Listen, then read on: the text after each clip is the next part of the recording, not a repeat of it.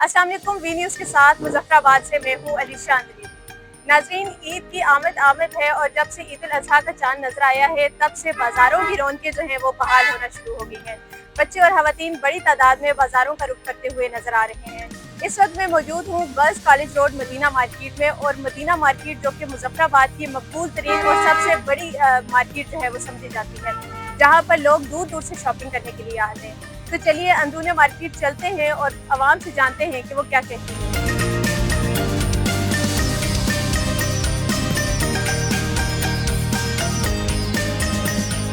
बहुत एक्साइटेड हूँ। मैंने बहुत सारी शॉपिंग की है अपनी मम्मा के साथ जाकर।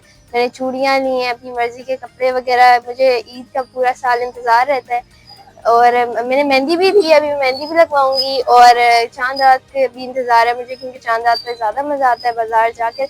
वैसे तो मैंने सारी शॉपिंग कर ली है, लेकिन फिर भी ईद है तो बस जाऊँगी दोबारा। बरसाती मदीना मार्केट में रहता हूँ। मैं अपने लिए ईद की शॉपिंग करने आया हूँ। अभी से चांद रात से 3-4 दिन पहले हम ईद का जानवर भी लेंगे।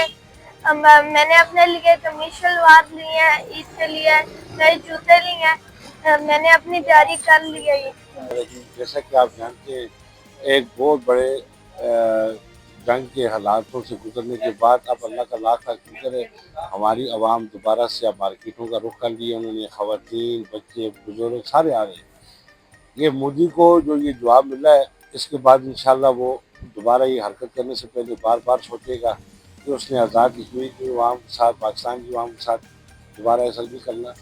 इंशाल्लाह अल्लाह ने चाहा, अगर ऐसा इक़दाम दोबारा उसने उठाया, दोबारा उसको मुँह तोड़ जवाब मिलेगा और पाकिस्तानी अवाम के साथ आज़ाद कश्मीर की अवाम भी इंशाल्लाह मिलकर उसका जवाब देंगे।